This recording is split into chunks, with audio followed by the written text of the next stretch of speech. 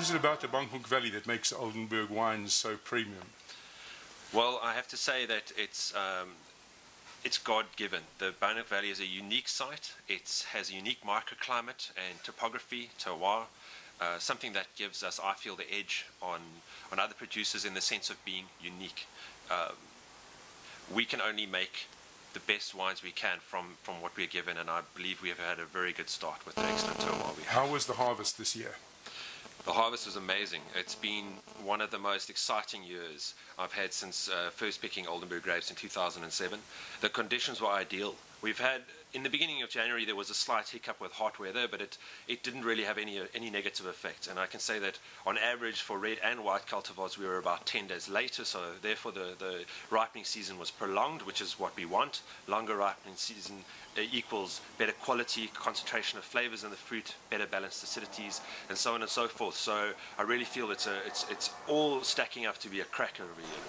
You have your official launch in the UK in a couple of days' time.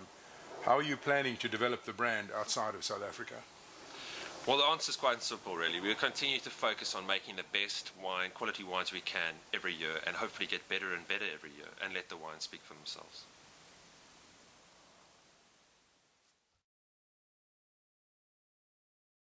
Hi Luke, can you tell us a little bit about Glenelly and its history and its connections with the Bordeaux varietals? Well, Glenelly is actually, as a property, is actually quite an old estate. I mean, it was developed in the late 1600s, but it was always a fruit estate. And Madame de Lancassin bought it in 2003, and her claim to fame is that she owned a number of Bordeaux chateaux, the jewel in the crown being Chateau Pichon, Comtesse de la Latte. She decided to invest in South Africa in 2003 after studying the wine industry in South Africa since 1988.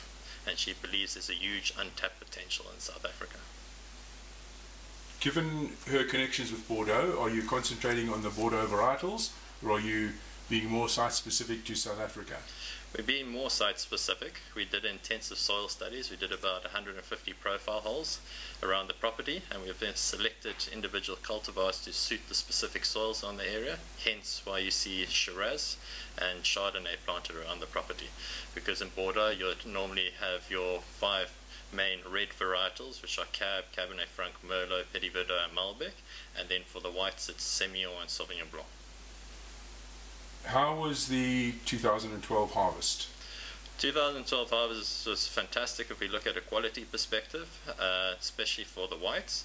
Our crop was slightly reduced, but in the long run I think the wines that we're going to get out have great intensity and great colors and great balance. So the hot spell you had in early January didn't do any damage?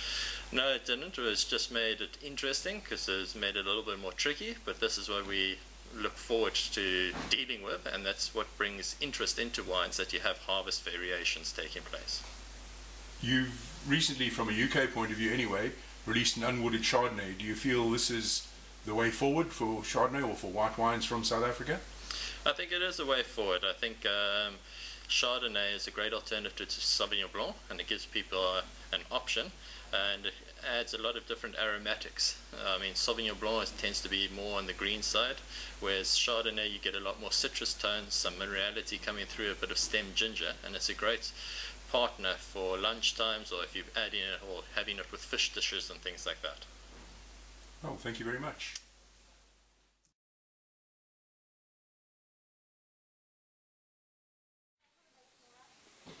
Hi Paul, could you just tell us what is so special for your family and for the Elgin area, about your history there and about the wine history there? Hi Kevin, I mean, Elgin's a fairly unique area. It's one of the youngest wine growing regions in South Africa. Wine growing only started there in the mid-80s, pioneered by my father, and we've been making wine there now for about 15 years on the estate itself. What makes it fairly unique is it's traditional apple country, and the fact that it's now the coolest wine growing region in South Africa. The fact that it gives you that lovely acidity, freshness of the wines, and hence the ability to focus on the cool climate varietals like Sauvignon, Chardonnay, Riesling, Gewürztraminers, and these days Pinot Noir is also becoming a very hot favorite of the Elgin Valley. That's great.